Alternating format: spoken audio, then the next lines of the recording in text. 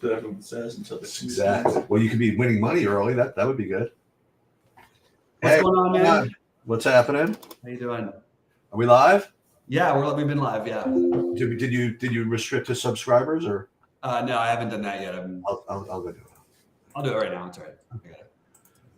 Yeah. So psyched for today. Just a little bit of brag or whatever. I mean, for those of you that have been following the MMA betting streets, so I do this contrarian betting breakdown like every week, and it's kind of fun, but it's kind of like shows people like how to just figure out what's overvalued, what's undervalued, and just we bet all kinds of crazy stuff. Yesterday, we just freaking hit like everything. We hit like an 18-1 shot, like an 18-1 prop, and then like a 7-1, and then like the other 3-1s. It was just totally freaking crazy. So hopefully people got on that a little bit yesterday. That was I barely remembered what I did, and then as something happened, wait, did I have her by submission somehow? I'm like, oh my god, like plus like 16-1, which was pretty cool. And there's no more MMA for another month, so that's can't lose it all back so quick. So that's good news. Yeah, that's it. I'm ready to get after today's slate. Yeah, let's get into it. All right, Rody, how you doing today? Hey, doing good, guys. What's up? Nice. Glad to be all back together again. Good to see everybody in chat. And we're gonna go get straight into it and get into I guess I'll ask Sheets. We have a couple weather games. There's some fairly concentrated chalk, and obviously most of the better games appear to be in the afternoon. Sheets. Anything you want to add before we go into the play-by-plays? No, I mean this should go without saying that because most of the a couple of things, because most of the good games are in the late window, you really should late swap, depending on how you're doing. I mean there's plenty of options to pivot to in those late games, so you should really at 3:30 just check and see what's going on. And the problem might be is that you might not know exactly what's going on, because like there could be scores from these early games that put you in kind of like bad place, but because the scores might not be so high, maybe you won't know exactly what to do. I mean, the new contest sim stuff on SaberSim can help with that, but you should definitely at least take an eye on it. But like, for example, let's say that Barkley scores 35 fantasy points in the first games, and you don't have him, then you're not going to get away with chalk in the late game. So that's one thing you could do. And the other observation about that is obviously, if all the great games are in the late window, then probably the early games are going to be probably lower owned. So that's another thing to think about. Absolutely. All right, well, let's get into it. We're going to start off with you, Rody, and talk about your quarterbacks that you're playing today. Yeah, quarterbacks today. Man, hang on. My wrong screen. He's the guy that gets the ball from the center and then can distribute it all. Okay. Yeah. Obviously, Stafford's going to be a good play today, but I like him. He's going to be in the dome game, which we talk about a lot of dome games we like. He's 6K, is a good play. He's going to be chalky, but some of the other guys that I like that aren't chalky, maybe, Sam Howell. I mean, he's a little chalky, and Purdy, they're a little bit around that 10%, 12% range. I kind of like as well. Another dome game I kind of want to get behind is the Saints and Giants game, but I don't really like either quarterback. I like more plays there, but you can stack that game up with maybe Derek Carr, but Taysom Hill is back this week. Another quarterback I like is Jordan Love. I see in the Discord, Bobby put up his exposures on there. He likes him. He's about 8% today. Got some good stacking pieces with Watson out this week. Those are some of the main guys I kind of like. And then I think I'm going to get to some more Mahomes. I think he's just low owned. Him and Kelsey, they could do a lot of work today. So I like that pairing. Mahomes might be my guy more today. Oh, interesting. That's a little bit of a. This is I was thinking about that because this is of all the times to play Mahomes. This is probably you're going to get him. I think pretty low owned. Although he's starting to pick up a little bit of steam. Maybe that's not such a bad idea to get a little different. Play a little bit of the Mahomes stacks. Sheets, what do you got for your stacks today? I'm sorry, for your quarterbacks. Yeah. Okay. So, first of all, the right. What I do in these sessions, again, people want to know how to make best use of the content here, is I already have these already made at like 11 o'clock. But what I do is I just listen to what Bobby and Rody like come up with, and then I just readjust everything based on what I've gleaned from these two. And we don't talk about the slate beforehand. And I think that's pretty important to not talk about the slate beforehand. So like if they like a guy that maybe I didn't think about, I'll up them. Or if they really have a good take on someone I don't like, I will downgrade them and I'll rebuild everything. So and now with that said, also a little bit of context, I'm playing the 150 and I'm playing 3 entries in that. There's some weird, on FanDuel, there's some 250 or something like that. Yeah. And I'm playing the single entries. I'm playing the Wildcat. I'm playing pretty much most of everything. So the other thing I will mention is that what a lot of people do is they'll say, okay, I'll play like the afternoon slate or whatever it is. What I'm doing is I'm playing the early slate today because I'm already playing the late slate, right? I like that. Yeah. Right? Because I'm playing the main. So I'm playing this another bunch of entries. So by doing that, it let me kind of get a sense for what of these early games kind of make a little bit of sense. Yeah. And I think that the I don't want to say the hipster play, but I think that of the early games, I think the guys that are going to be, I don't want to say too highly owned, but the ones people are going to go to are guys like Jordan Love, right? It makes a lot of sense, right? And I think that that's very, very reasonable. And I think people might go with the Will Levis thing. I mean, he looked so good, that's something to do. The one guy right now, like I have like 45% like Brock Purdy, just because, you know what I mean? Like I might change that. You could late swap that, whatever it is. He's just like a tremendous play. The 2 guys that I'll mention, at least from the early games, that I'm getting like over 10% of. One of them is Joe Flacco, and the other one is the once and future king Tommy DeVito. So I'm getting 10% of Flacco and 10% of DeVito for now from the early games. And right now I'm getting 0 of the Dak Prescott, for example, and of the Josh Allen. No, I'm getting like 2% Josh Allen, but I promise you that I'm going to get more of them. It's just they're just too easy. You know what I mean? Of a pivot, off of Purdy and it's and Stafford. You know what I mean? And they're tough to get to. But overall, Purdy I think is like the best play, whatever that means, right? And I currently have him as my highest exposed guy. But if you want to just gotta just screw around a little bit, I think Flacco is reasonable, and hold your nose DeVito is reasonable as well. Yeah, I actually, I have those guys on the full slate, so I'm not hating that. I mean, I have a little bit of it. I actually today is the first day I'm max entering in the $20. I saw that. I bought like 48.48 of that. Oh, there we go. So hopefully we can cash that in. So my quarterbacks are I've got a pretty big pool, like considering that I'm playing that many. Like but right now, like I've got 1% of Mahomes, 1% Flacco, 2% Case Keenum, 3% Baker, 3% Kyler Murray, 3% Fields, 6% DeVito.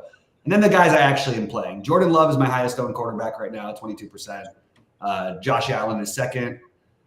Sam Howell is third. Stafford is fourth. And Purdy is fifth for me. But as you pointed out, Sheets, anyone but Love, I can change any of those around, doing whatever I want to based on what happens in the first set of games. Hey, talk to me about either of you. Like, talk to me about what you think about the Case Keenum idea. I was actually going to I forgot to mention him. At 4K, I kind of like, some of his stacking options are really cheap too, so at 4K, he could get us enough points to be viable today, but I threw him in some.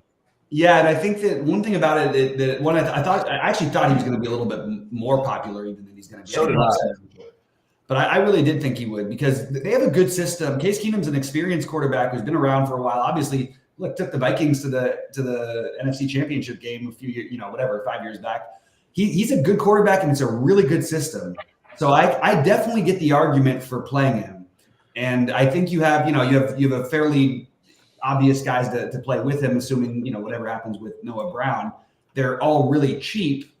They're not necessarily exciting plays, but they are really cheap. And maybe you just do the Dalton Schultz thing and just save elsewhere or whatever. But or maybe you just play him naked and just take the 15 fantasy points that he's likely to get in a pass funnel defense. I'm good with that idea.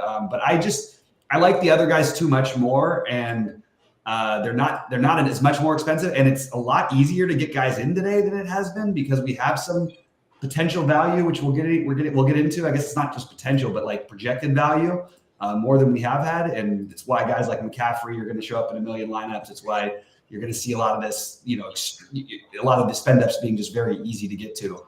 So I don't know that you need Case Keenum, but I definitely don't mind the idea of doing it. We'll get more than 20 likes today, Rody. Anyway, all right, let's move on. Do you think you get enough points out of him to make it work to win anything, or is it more, you're going to get enough points out of the other pieces of your lineup? Well, the way you could win is, what if no other quarterback puts up more than 28, which is totally possible. Right. He puts up 16, but he could also put up 20. If he's within 10 points of the highest scoring quarterback, which I think is totally possible. Right. I think that you're very, very reasonable to play him. I wouldn't be like double, triple stacking him. I probably would try to find one receiver to play him with personally, but I don't mind the double, maybe double. I don't think I would triple stack him because I don't really want to like heavily focus on that situation. But you have run backs and Hopkins and Henry, so it definitely makes some sense to do it. I just personally like some of these other guys a little bit more.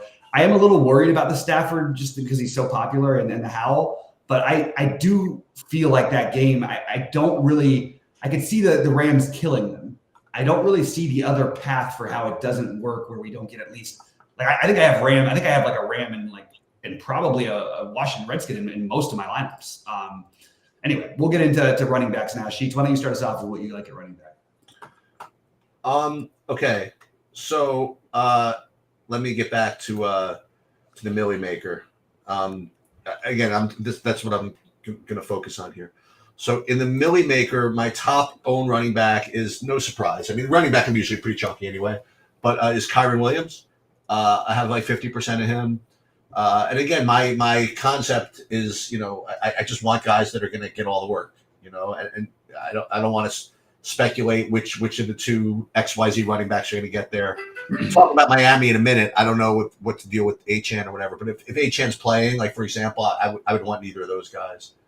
Anyway. Ezekiel Elliott, another one, same thing. It's just he's just the guy there now, and I saw it in his last game. He's the dude, and McCaffrey. So those are the three running backs that I'm getting to the most, and it's by a decent amount. The next guy I have is a drop to like 20% of Antonio Gibson. So it's really concentrated of like 4 running backs, if you want to know the truth, for me. Yeah, I think I think we're going to be similar here. I've got 63% Kyron Williams right now. I've got 54% McCaffrey, 25% Rachaad White. And I do have Zeke at 20%, but I'm keeping him out of my high buy-ins. It feels like a really bad play, to be honest. I don't think this is like what we're supposed to do. So I'm going to try to find ways to get off a little bit of that. And there's plenty of other options. I prefer Gibson to Elliott for what it's worth. I don't think we just have to assume the Chiefs are going to give up any points, to be honest with you, to New England, especially. It's like, I feel like this is going to be a good revenge game, but he's going to get all the bulk, so I get it. I'm probably going to lower that, though. I am going to get way more of Clyde Edwards-Helaire than anybody else is. I really think there's just like something wrong. Like, I think Edwards-Helaire is every bit as good a play as Elliott is. And he's $800 cheaper, and he's significantly lower owned. So I'll do some of that. I will get to Derrick Henry at over 10%. I got him at 12 right now. Tony Pollard at 12%. That's largely due to the fact that I have so much Josh Allen. I do have some Achane, and I do have some Mostert, both around 7%. And then Chuba Hubbard is a guy who I might use instead of Zeke in some of those lineups because something just feels wrong with the Zeke thing to me. It just feels fishy. And I also like, getting the little bits of Barkley and Breece Hall, Jerick McKinnon, James Cook, that kind of thing. But I'm spread out a little bit after the top 4. But the top, I guess, Gibson, White, McCaffrey, and Williams. McCaffrey and Williams are just going to be so much more owned for me than anybody else. It's ridiculous. How about you, Rody, at running back? Yeah, McCaffrey and Williams, I got a lot more ownership, and then I got like a Elliott and Barkley right there behind them. I like Barkley a little bit today, lower ownership, because I like that Saints-Giants pieces in that game. I also like some Kamara, really low ownership. I love that. I think he's my guy today. I got him about 20% of my stuff right now. Ooh, nice. But I'm probably gonna have him bump him up a little bit more. Gibson a little bit at 5.2. I like James Cook. I'm glad you mentioned him a little bit. He's been getting a lot of work too. Looks like since they got the new coordinator and everything there, he's been getting involved a little bit more in the game this week. It's going to be bad weather there. Could be a little bit more ground game. So I threw him in a few. So I like that call by Bobby there. And then, yeah, I mean, you guys said pretty much. Oh, White, I like him today too. Bobby said you guys pretty much mentioned him a little bit. No, Aaron Jones back with no AJ Dillon this week. I threw him in a few as well. Yeah, so those are kind of my lineups for right now. Yeah, I'm gonna add one other, only because even though he was not showing up as my top own in the Millie Maker or even the top, he's showing up in my big buy-in, and right now, and that's he fits like a lot of the stack stuff later is James Conner. So I figured I would just throw that into the mix. Wow, that's interesting.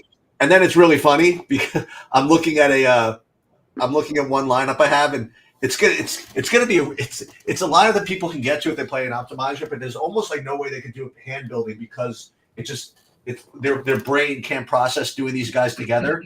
But like imagine you have a lineup that now makes sense, and you can play Tony Pollard and Zeke Elliott, right? Same lineup because they're not on the same team anymore. Right. It's so that's I just happen to be looking at a lineup like that. So I probably hand built some of those today. Yeah, I forgot to mention. I think you can hand build that for sure. Okay. I do. I have one. It works. I have two. Right. Just get what's his name? Wait, how Pollard and Elliott? I thought it's one or the other. I mean, that's right. Yeah, right. All right, I'll start off for receiver. I have very far and away number one receiver is Jaden Reed. Jaden Reed. Oh, okay. I really think this is Debo Light. I think what we're seeing with Reed for the Packers. Brody could speak to it probably better than I can as a Packers fan. But he's getting. I mean, he gets rushing work. He gets all the looks. I am definitely on the Jaden Reed thing, and he is my highest owned receiver at almost 50%. Really, really high. Probably a little too high. Look. There's this Wan'Dale Robinson and Demarcus Robinson stuff. I'm currently doing it right now, some of it, especially the DeMarcus, because I can change my lineups after lock. It doesn't feel right. These are two other ones that I probably need to get less exposure to, especially Wan'Dale. Something about this feels a little fishy. I don't know. The thing that I could do to change it, because I think that Olave is going to sit. If once we get word that Olave is sitting, Rashid Shaheed, A.T. Perry become right back in play big time. As does it also solidifies Kamara as a really good play and adds to Sheets' little comment in chat, Taysom Hill, who I've gotten one of my big buy-ins. You know what I mean? All those guys are going to benefit from Olave being out, assuming that he is in fact out. So if he's out, that's going to be something to look out for. I can use those guys. I can get less Robinsons and play him. Love Terry McLaurin. I have some Demario Douglas, another one I'd like to get off of and use some of those other guys. Mike Evans, I've got about 20%. And then the Rams, Puka and Kupp, I'll have about 20% of each of them. I am getting to like 15% Diggs, 15% Debo. And it is, mostly those are stacked plays, especially the Diggs one. And it's really just, okay, I'm just going to take a shot on Diggs in what's supposed to be a terrible matchup.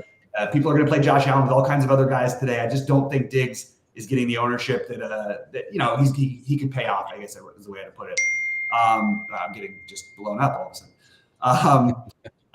So the Washington receivers, the Rams receivers, the Green Bay receivers, Tavian Wicks, and the San Francisco receivers are being the main focus for me receiver-wise. How about you, Rody, and then we'll go to Sheets. Yeah, I like those calls. Jaden Reed, yeah, I'm gonna have him, but he's gonna be very chalky. He looks to be seeing places at 30% owned. So yeah, like we got him at where is he at? Why do I gotta scroll so far for this guy? 23-ish%, 25. So he's gonna be chalky, but I like him. I like the Rams guys, Puka and Cooper Kupp. I think Puka's owned a little bit more than Kupp. Wan'Dale Robinson's a guy I'm getting to. I know Bobby wanted to get off him a little bit, but he doesn't look like he's going to be that low owned. We got Demarcus Robinson at 3.6, Demario Douglas at 3.9, Wandell at 3.7, Reed at 4.9, Curtis Samuel at 4.6, looking to be a little bit lower owned as well in that game as a run back we like. And then you got some of the other Giants pieces if you want, if you were stacking it, Darius Slayton and stuff like that for cheap. But some of my main guys like Rashid Rice at 6.1 is a very good price, going to be a little bit owned. If you want to play Mahomes, he's a great play, like him. DeAndre Hopkins at 6.2, you can run it back in that Houston game. Shaheed 4.3. I do like him. I kind of like him even with Grisel Olave. Olave's officially out, by the way, just as a break. Is he? Did we Yep. just get? Oh, we just got that. Yes, just came in now. Perfect information. Yep. I was kind of already on that game. I'm already on him and Kamara, so I don't know if the news is a little early for me, but I was already playing it. So, Romeo Dobbs too. If you want to get off the Jaden Reed chalks, 5,300. He's $400 more. Easy pivot right there for you guys because you still got Wicks there at 4K as well. He's getting more ownership than Dobbs, I think. Yeah. So those are some of my games. You can tell what kind of games I'm stacking.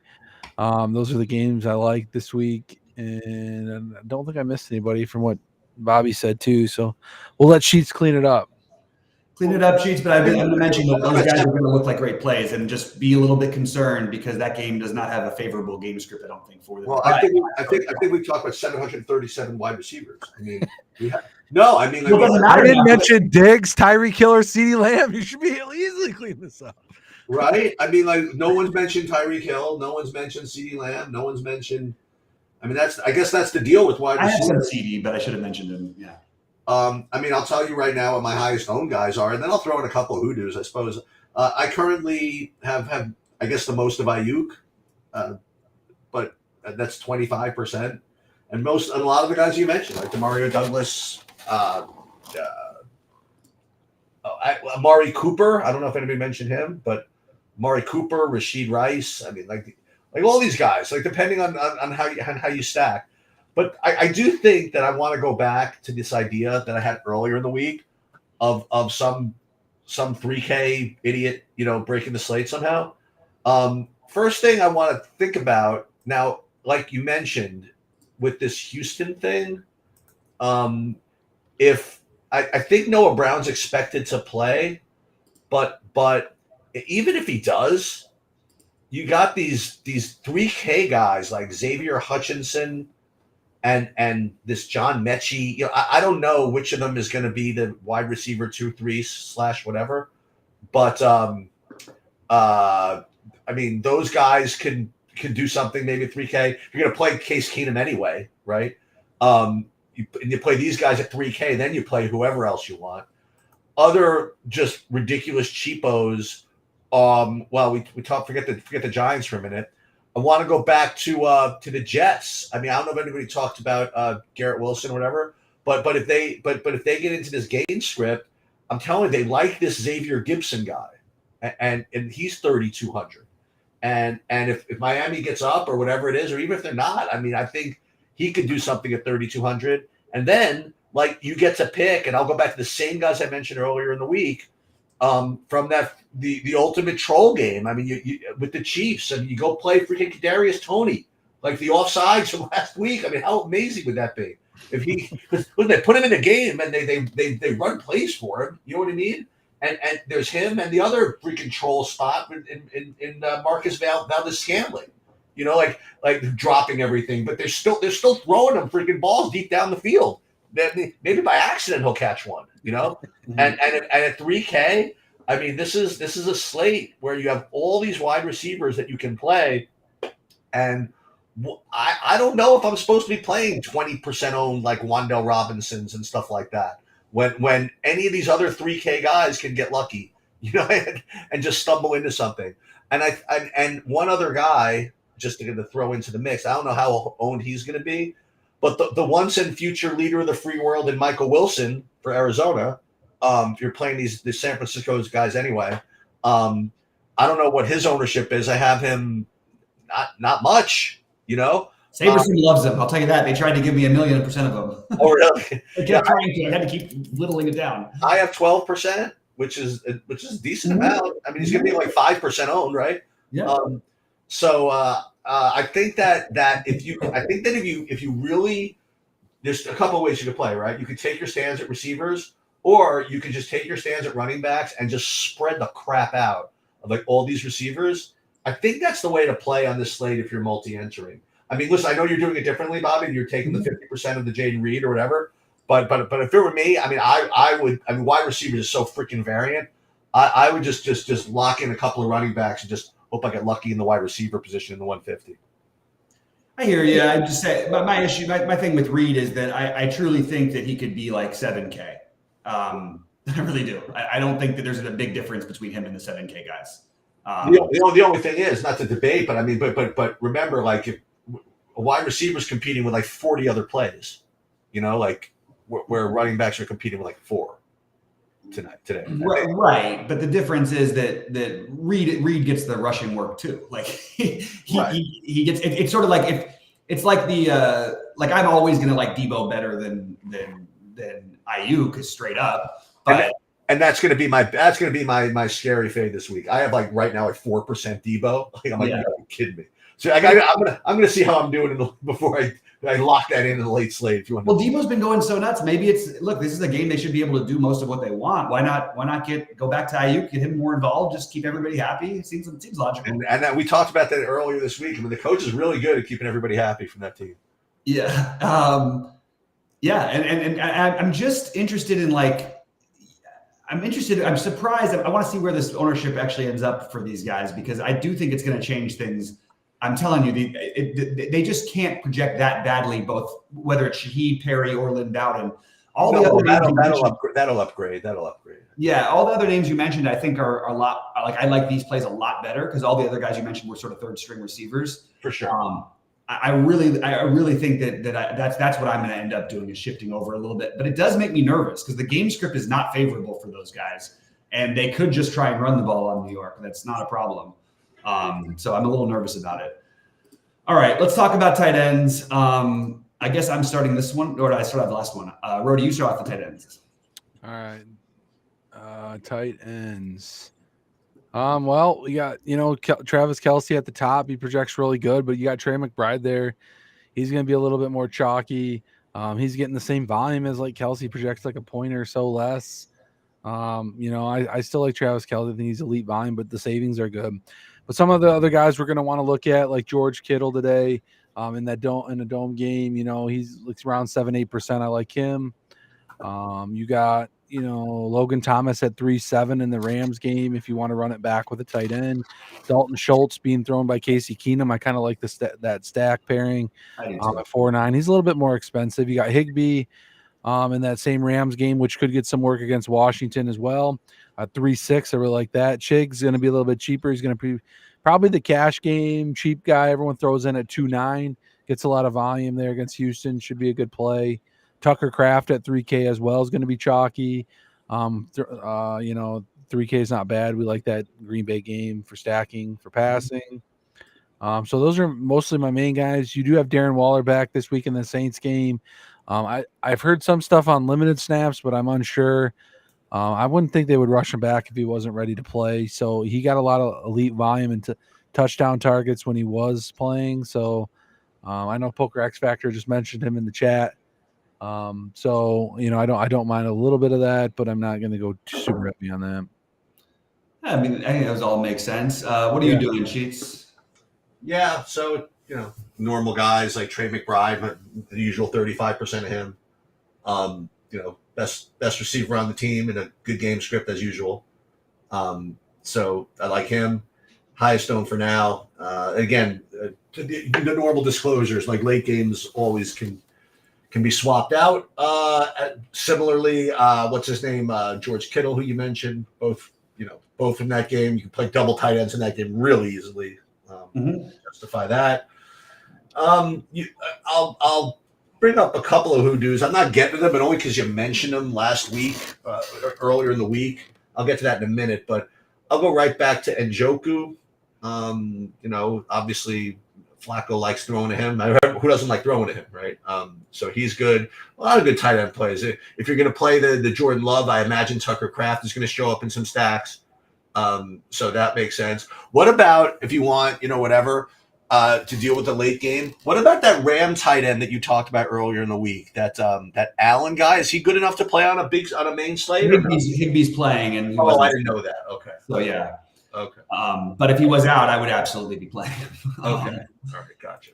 Yeah. So yeah, I like a lot of the names you mentioned.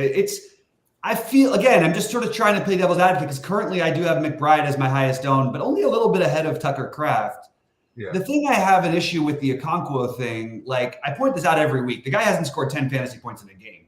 And we've been doing this for 3 years with him. At least Tucker Kraft's a rookie. Like I can at least get a little bit more behind this. So even though I do have some Okonkwo, I actually have some of them together because it's a double spend down thing. Like I actually don't think it's like awful, but I think I'd probably rather find a minimum receiver now that we've got some other options. So I actually think it's going to end up being McBride, then Kraft, then Logan Thomas for me, followed by Taysom Hill, then Okonkwo, then Njoku, then Ferguson and Kincaid. Those will be my main pool. I do have splashes of Tyler Higbee, Cade Otton, Kittle, and Kelsey, but not very much. So I'm sort of a little bit with the chalk, but I do think that the Thomas, Taysom Hill, Njoku, Ferguson, I think those guys are all, and Kincaid, they're all going to be lower owned just because everyone's going to play McBride. I think you can play them with McBride, and I think you can play them without McBride. I think that those are all pretty reasonable options. And then we move over to everyone's favorite category, the defenses. Sheets, start us off and give us the disclaimer, and then we'll go from there. Yeah, so I don't like to play more than 20% of a defense in 150 max. It's just way too variant, and the 20% is just completely made up by me. I don't know what's optimal or not. That's just full disclaimer. I just came up with that on my own with nothing to support it. But 20% is the max. I'll go in that. But what I do like to see is which teams like force me to address that. Like, because every week there's always one team that like projects they want to give me like 40% after pair them back. I don't have that this week. I have two guys that are one's 22%, one's 21. I'm just going to leave them. One of them is going to hopefully get me an early slate screenshot, right? That's the Panthers. I have like 22% of them. And if you didn't like any of that, you could go all the way to the end and play the Rams at 21%. I have 21% of them. And listen, that game could go a lot of ways, and Rams defense could end up with like a 0. It's very possible. I like the Rams. I like the call out Rams defense, to be honest. But for now, those are my top two: Panthers and Rams. Yeah, I have the Panthers significantly. I'm gonna have to lower it, Sheets, because I'm breaking your rule by double right now. Right, I bet. So much Panthers, it's crazy. But I'm gonna whittle it down and get some spread out. I have the Panthers, then the Jets. I think the Jets in Miami, if Tyreek, they looked like a totally different team when Tyreek was out. If he's really banged up, I think you could get away with that play. And also Tua is the problem is Tyreek allows him to get the ball out faster than anybody in football. When Tyreek isn't on the field and that slows down, there's opportunities for sacks, opportunities for interceptions. All kinds of plays could break down there. So I like the Jets idea. I just like the fact that they're probably the second or third best defense in football, and they're one of the cheapest defenses on the slate. It's 25-mile-an-hour winds, and all of Tua's balls like hang out there ready to be flipped. Yeah. It's like absolutely. So I love the Jets. I love the Rams. Even though I like the Washington stacks as well, I think that the Rams defense could absolutely. Sam Howell takes more sacks than anybody in the NFL. Have some Bills defense. We'll see how Dak plays in the cold on the road. He has sort of had this season a little bit handed to him for the most part, although he did get the nice win in Philly. But we'll see how he does on the road in Buffalo. And then I've got the Chiefs and Patriots as my next two defenses. Howell stacks with Rams defense. I have no problem with that, by the way. Howell stacks with the Rams defense. It's right. You get the 7 sacks, maybe a pick 6, which automatically means he has to bring them from behind. You know what I mean? There you go. Yeah. Start off with the game with a pick 6, and then you're just cruising for Howell money. Definitely viable in late slate, and probably viable in the main slate. I think in main slate too. Yeah, I agree. I like that idea, Chase. You poison my brain because this is such a thing I like to do, and nobody else in all of DFS does it. They all pick the automatic. Don't put your defenses against your stacks, but I love to do it because that is if they score a touchdown, that is a viable run back. Anyway, you need to let them score a touchdown. Rody, what have you got for defenses? Yeah, I'm shocked you guys both are like hardcore on the Panthers because I think I've built all my lineups with the Panthers at this. It's hard not to build them, right? Like every game. Like, why do I keep ending up on the Panthers? I threw a couple Bills in there just because of the weather there. You know, I even threw a Cardinals 2.2 just in there. You know, I have a Cowboys at 3-2. I don't mind them. I do like the Jets a lot, like you guys were mentioning. Tyreek's gone. You know, they're getting a little bit more ownership now, but I think they're getting spit out in a lot of optimals at 2.5. That's a really good price, I think, for one of the elite defenses in the league. Yeah, and I just kind of, you know, spread it out, you know, like you guys were saying, you just spread it out, you know, you can throw the Bears in there, it's a bad weather thing. You know, and just some other stack on the other side, like the Rams. So yeah, I'm just kind of mixing and matching those, but the Panthers are my heaviest one. So yeah, that makes sense. One I forgot to mention is if you can get up there, I like the Cleveland, even though I have a little bit of the Fields, I do like the Cleveland defense quite a bit at home. So all right. Is Tyreek Hill out? Tyreek Hill is playing as of right now, but they're just assuming that he's going to play a little bit banged up.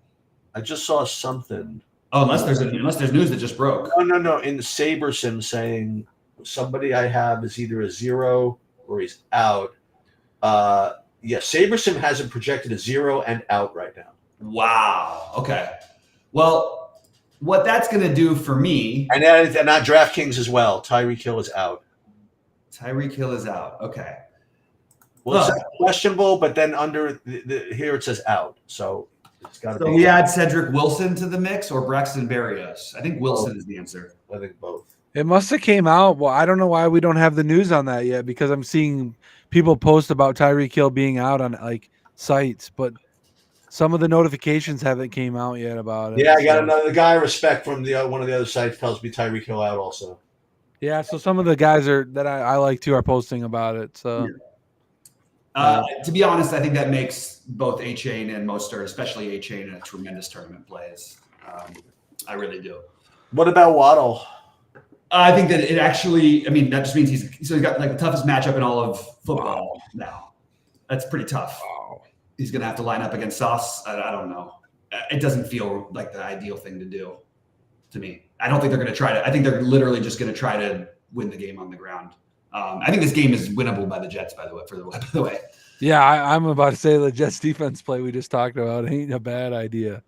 Yeah. Also, and A-Chain is still technically questionable, but my guess is if they release that Tyreek's out, we could probably assume that A-Chain is probably in at the moment, but we'll find out for sure, obviously, before long. Okay, so that's going to change some things a little bit. I was going to, have a bold take, but I guess that I guess my bold take is that lineups with Packers receivers and Rams receivers, you'll have a Packer and a Ram on the winning lineup. Jaden Reed and Puka being my two favorites. That's not anything too crazy. So I will say that that my I guess it's not wild anymore, but yeah, I guess my wild other one is, I don't even feel comfortable saying it.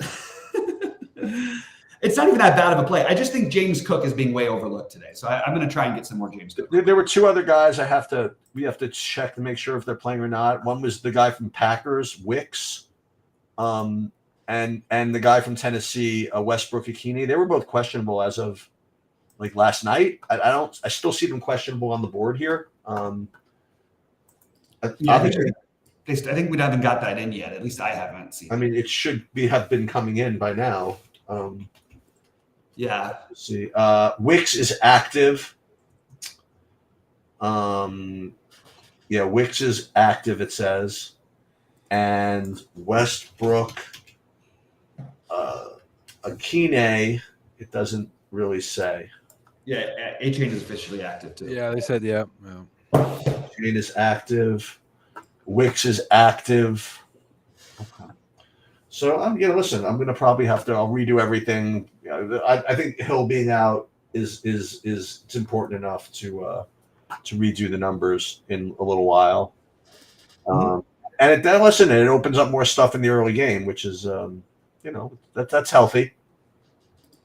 Having more stuff in the slate available, Yeah.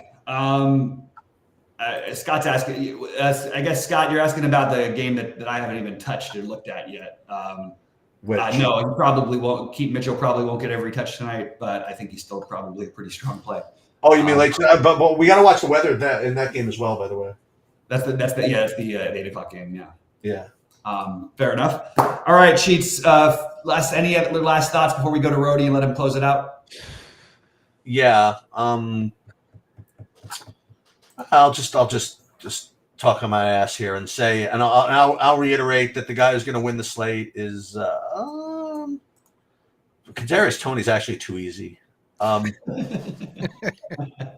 Yeah, it's gonna. You want to know why? Because number one, like everybody hates him. Number two, it's a freaking early game, which no one's gonna want to play. It's at New England. It's like a stupid, probably a low total. He's gonna be like what's his name, like Tristan Thompson owned.